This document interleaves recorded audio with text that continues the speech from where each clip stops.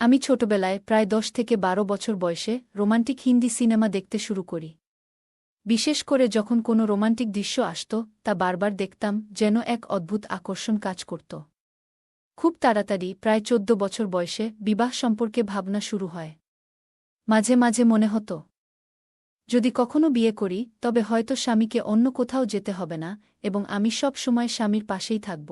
একদিন আমি রান্না করার সময় একটি পুরনো হিন্দি সিনেমা দেখছিলাম। সিনেমায় এক রোমান্টিক দৃশ্য চলছিল এবং সেই দৃশ্যটি আমাকে ভীষণ আকৃষ্ট করেছিল। আমি বারবার তা দেখছিলাম, ঠিক তখনই অনুভব করলাম, কেউ আমার পিছনে দাঁড়িয়ে আছে। পিছন ফিরে দেখি, আমার ভাগ্নে এসেছে। সে মজা করে বলল, মামি, তুমি খুবই আবেগপ্রবণ হয়ে পড়েছ সিনেমাটি দেখে, তাই না? সে আমার হাত ধরে আমাকে বাইরের একটি ঘরে নিয়ে গেল, আর আমরা একসাথে অনেক গল্প করলাম। বন্ধুরা, রেডি থাকো, গল্পটা তোমাদের ভালো লাগবে। কিছুদিন পর আমার স্বামী বিদেশ যাওয়ার প্রস্তুতি নিতে শুরু করলেন। যতই চেষ্টা করেছি, আমি আমার স্বামীর সাথে মন খুলে কথা বলতে পারিনি। ২৫ বছর বয়সে বিয়ে করার ইচ্ছা ছিল, কিন্তু ১৪ বছর বয়স থেকেই মনে হচ্ছিল কোনো সম্পর্কই যেন টিকে থাকে না। আমার জন্য অনেক প্রস্তাব এসেছিল, কিন্তু কোনোটাই স্থায়ী হয়নি। প্রতিবার যখন কিছু শুরু হতো, তা আবার হঠাৎ করেই শেষ হয়ে যেত। আমি ঘণ্টার পর ঘণ্টা আমার রুমে বসে থাকতাম, মন ভার হয়ে থাকত। সান্ত্বনার জন্য মোবাইল তুলে রোমান্টিক হিন্দি সিনেমা দেখতে শুরু করতাম।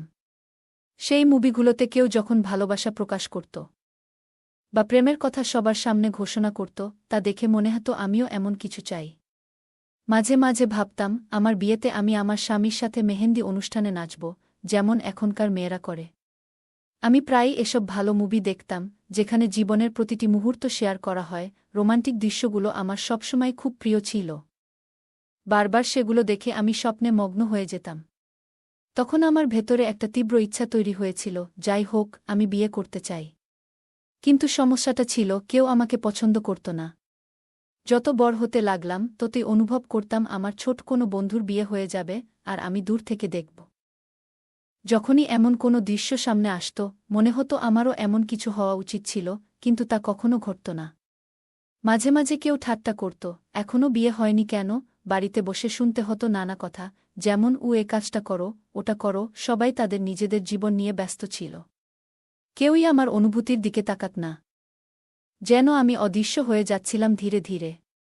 এভাবে আমার মন ভারাক্রান্ত হয়ে পড়ত, আর আমি মাকে বলতাম, যে সম্পর্কই হোক, কোনোভাবে আমাকে মেনে নিন। এমনকি যদি কেউ আমার চেয়ে অনেক বয়স্ক হয়, তবুও আমি কোনো দাবি করব না। আমি ভেবেছিলাম, যদি দরকার হয়, শুধু শুকনো রুটি খেয়েই বাঁচব। তারপরেও আমাকে বিয়ে দিন, আমি আর বাবার বাড়িতে থাকতে চাই না তোমাদের বোঝা হয়ে। মাঝে মাঝে মনে হতো, আমার ভবিষ্যৎ কেমন হবে, আর সেই সময়টা কখন আসবে। আমার বন্ধুদের বিয়ে হয়ে গেল, আর তারা তাদের নিজ নিজ জীবনে এগিয়ে গেল, আর আমি যেন সময় থেমে আছে আমার জন্য। একদিন মা আমাকে বকাঝকা করতে শুরু করলেন। কিছু কথা বলছিলেন যা শুনে মন খুব খারাপ হয়ে গিয়েছিল। মার আগে চপ্পলটা খুলে হাতে নিয়েছিলেন, আর আমি তাড়াতাড়ি সরে গেলাম। রেগে গিয়ে বললাম, এইসব কথা তুমি যদি ভাই বা বাবাকে বলো, তাহলে আমিও তাদের সামনে যা বলার বলবো। আমার এই কথায় মা খুব ক্ষুব্ধ হলেন, কিন্তু আমি তখন আর পিছিয়ে আসিনি।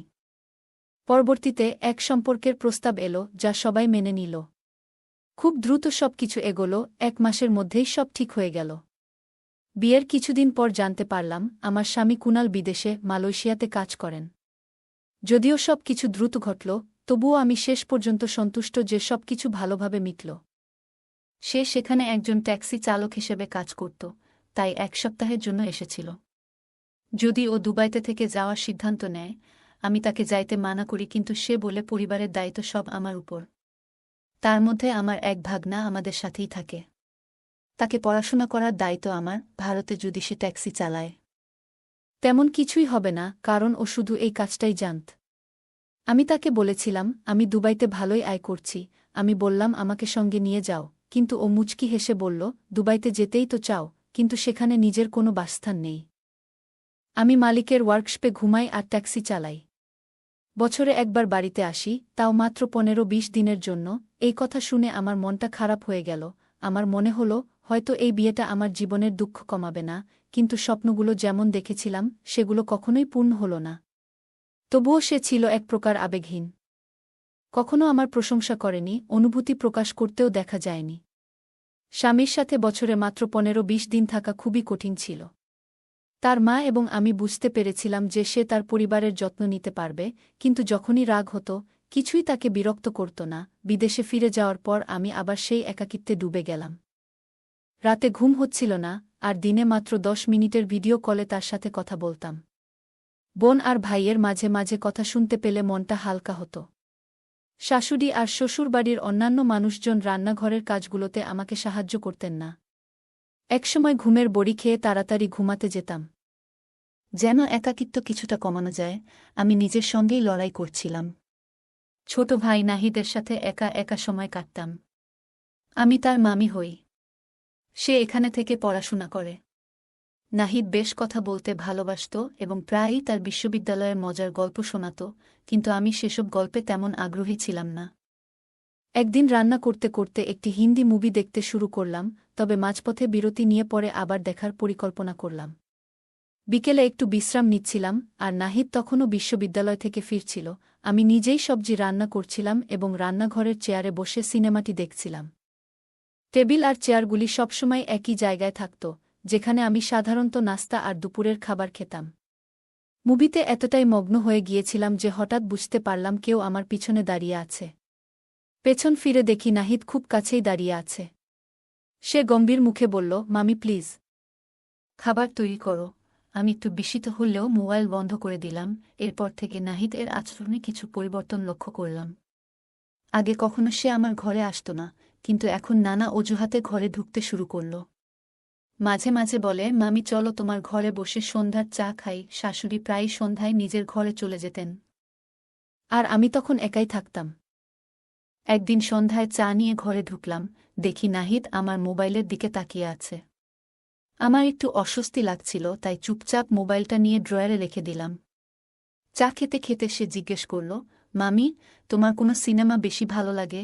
তার প্রশ্ন শুনে আমি হেসে জিজ্ঞেস করলাম, তুমি কি অ্যাকশন মুভি বেশি পছন্দ করো? সে মৃদু হেসে উত্তর দিল, না, আমি আসলে রোমান্টিক হিন্দি মুভি দেখতে ভালোবাসি।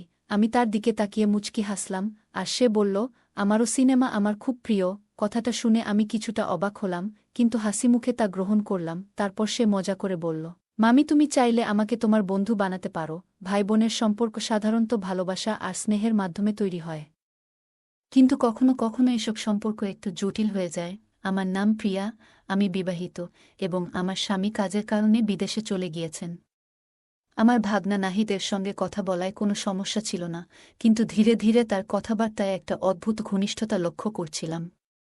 একদিন সে বলল, মামি, আমাদের এভাবে একা থাকা ঠিক হচ্ছে না। তার কথাগুলো আমি গুরুত্ব দিইনি, বরং হেসে বললাম, নাহিদ, আমার একটু মাথা ব্যথা করছে। তুমি তোমার ঘরে গিয়ে বিশ্রাম নাও। যদিও আমি আমার স্বামীকে সবসময় ভালোবাসতাম, কিন্তু নাহিদের এই আচরণ আমার জন্য ক্রমেই অস্বস্তিকর হয়ে উঠছিল। সকালে নাস্তা তৈরি করছিলাম। তখন নাহিদ তার শার্টের বোতাম ঠিক করতে আমার কাছে এসে বলল, মামি, এই টি শার্টের বোতামটা নষ্ট হয়ে গেছে, একটু ঠিক করে দিতে পারো? আমি সেদিন তাকে বললাম, তুমি নিজেই ব্যবস্থা করো। আমি কিছুটা দ্বিধার সঙ্গে ভিতরে ঢুকে নাহিদের শার্টের বোতাম লাগাতে লাগলাম। সে আমার দিকে গভীরভাবে তাকালো এবং হঠাৎ আমার কানের কাছে হাত নিয়ে এল। আমি দ্রুত বোতাম লাগিয়ে সেখান থেকে বেরিয়ে গেলাম। তখন থেকেই আমি অনুভব করছিলাম, নাহিদ ইচ্ছাকৃতভাবে আমার কাছাকাছি আসার চেষ্টা করছে। এরপর থেকে আমি তার থেকে দূরত্ব বজায় রাখতে শুরু করলাম। এক রাতে গভীর ঘুমের মধ্যে হঠাৎ মনে হলো কেউ আমাকে দেখছে। ঘুম ভেঙে চোখ খুলে দেখি রুমে হালকা আলো জ্বলছে। নজর গেল বারান্দার দিকে খোলা জানালায়, যা সাধারণত বন্ধ থাকে। অবাক হয়ে বুঝতে পারছিলাম না, কিন্তু দেখলাম যেন একটা ছায়া দ্রুত সরে গেল। ভয়ে আমি কাঁপতে লাগলাম। দ্রুত জানালাটা বন্ধ করে ঘর থেকে বেরিয়ে এলাম এবং ধীরে ধীরে শ্বাস নিয়ন্ত্রণে আনলাম। পরে ঘরে ফিরে এসে আবারও ঘুমানোর চেষ্টা করলাম, কিন্তু মন শান্ত হচ্ছিল না। সকালে নাস্তার সময় নাহিদকে দেখলাম। সে হাসিমুখে বলল, তুমি কি মামাকে খুব মিস করছো? আমি কিছু বলার আগেই সে আবার মজা করে বলল, তাহলে মামা কথা ভেবে সারারাত জেগেই কাটাবে নাকি? তার আচরণে আমি বিরক্ত হয়ে বললাম, এভাবে যদি আর কখনো কিছু করো, তাহলে আর সহ্য করব না। নাহিদ আমার কথা শুনে সেখান থেকে চলে গেল। তবে পরের রাতেও জানালায় সেই ছায়া দেখতে পেলাম, যা আমাকে আরেকবার ভাবিয়ে তুলল। পরের দিন নাহিদকে সরাসরি জিজ্ঞেস করলাম, তুমি কি আমার রুমের জানালায় কিছু দেখতে চাইছিলে? আমি হাসি মুখে বললাম, তুমি যদি এমন আচরণ করো তবে আমি তোমার মামা কাছে গিয়ে সব বলবো। নাহিদ রেগে সেখান থেকে চলে গেল। সেই রাতে আমি অনুভব করলাম কেউ যেন আমার খুব কাছাকাছি দাঁড়িয়ে আছে। আতঙ্কিত হয়ে তাকিয়ে দেখি আমার ভাগ্নে নাহিদ আমার পাশেই দাঁড়িয়ে। ভয় আর বিস্ময়ে আমি বললাম, তুমি এখানে কি করছো? তার আচরণে আমি বেশ বিরক্ত হলাম আর রেগে গিয়ে বললাম, তুমি এভাবে আমার রুমে কেন আসছো? নাহিদ হঠাৎ আমার হাত ধরে বলল, যে কেউ দরজা দিয়ে আসতে পারে। নাহিদ আমাকে বলল, তুমি কি দরজাটা আমার জন্যই খোলা রেখেছ? এরকম ঘটনা আগে কখনো ঘটেনি। আর এই পরিস্থিতিতে নিজেকে অসহায় বোধ করছিলাম।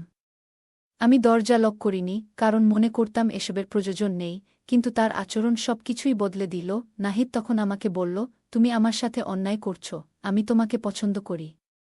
তুমি জানো সব, তারপরেও কেন আমাকে তোমার কাছে আসতে দিচ্ছি না? এসব বলে সে চলে গেল। তখন আমি তাকে কি বলবো ভাবতে পারছিলাম না। পরদিন আমি ভেবেছিলাম স্বামীকে সব জানাব, কিন্তু সাহস পেলাম না। পরে আমার এক ঘনিষ্ঠ বান্ধবী আমাকে দেখতে এলো। আমি তাকে পুরো ঘটনা খুলে বললাম। সে বলল, তোমার ভাগ্নে শুরু থেকেই দূরে রাখার চেষ্টা করা উচিত ছিল। এমন না করলে সমস্যা বাড়বে। তোমার স্বামী আর শাশুড়ি হয়তো বিশ্বাসই করবে না এসব কথা। তার কথা শুনে আমি কেঁদে ফেললাম, ভেতরের দুঃখ আর চাপগুলো আর সামলাতে পারছিলাম না। সে আমাকে বলল, তুমি তো শিক্ষিত, তোমার স্বামীকে বলো যাতে তোমাকে তার সাথে বিদেশ নিয়ে যায়। সেখানে একটা চাকরি করলে তুমি নিজের খরচ নিজেই চালাতে পারবে। তার পরামর্শ শুনে আমি আমার স্বামীকে বললাম, তোমাকে ছাড়া এখানে থাকাটা খুব কঠিন। তুমি কি আমাকে তোমার সাথে নিয়ে যাবে নাকি অন্য কিছু ভাবছ? আমি তখন ঠিক করে নিয়েছিলাম, যদি সে আমাকে দুবাইতে নিয়ে না যায় তবে আমি শ্বশুরবাড়িতে আর ফিরব না। অন্য কোথায় থাকব। এর কিছুদিন পরে শহরের একটি ভাড়া বাসায় থাকতে শুরু করলাম। এখানে থেকে আমি একটি স্কুলে শিক্ষকতার কাজ করছিলাম এবং একটি ছোট ফ্ল্যাট ভাড়া নিয়েছিলাম। ফিরে যাওয়ার কথা আর মাথায় আনিনি। ধীরে ধীরে আমার জীবন পরিবর্তিত হতে লাগল, যদিও আমার ভেতরে একটা অস্বস্তি রয়ে গেল। আমি বুঝতে পারছিলাম যে নিজের ভুলের জন্য নিজেকে দায়ী করছি। আমার মনের অশান্তি আর অপরাধবোধ আমাকে গ্রাস করছিল। বারবার গোসল করেও মনে হচ্ছিল আমার শরীর থেকে সেই ময়লাটা মুছে ফেলতে পারছি না। আমি বুঝতে পারলাম একটি ছেলের সন্তান জন্ম দিয়ে ৮ বছর ধীরে ধীরে পেরিয়ে গেল। একদিন আমার স্বামী বাড়ি ফিরে খুবই বিরক্ত ছিল। আমি কারণ জিজ্ঞেস করলে তিনি জানালেন যে নাহিদ একটি মেয়েকে পালিয়ে বিয়ে করেছে। পরিস্থিতি নিয়ে কেউ সেভাবে কথা বলছিল না এবং বিষয়টি সম্মানের প্রশ্নে এসে দাঁড়িয়েছিল। আমি এ নিয়ে সিদ্ধান্ত নিতে দ্বিধাগ্রস্ত ছিলাম, কারণ যিনি একসময় আমাকে সাহায্য করার নামে অপমান করেছিলেন তার বিষয়টি ভুলে যাওয়া আমার পক্ষে সহজ ছিল না। সে আমার আত্মসম্মান নষ্ট করতে চেয়েছিল। আজ তারই আত্মসম্মান নষ্টের পথে। উপর আল্লাহ চাইলে সব করতে পারেন। গল্পটা কেমন লাগল জানাতে ভুলবে না। আরও মজার মজার রোমান্টিক গল্প শুনতে চাইলে ভিডিওটি লাইক, শেয়ার এবং চ্যানেলটি সাবস্ক্রাইব করতে এবং বেল আইকনটি ক্লিক করতে ভুলবে না। ধন্যবাদ।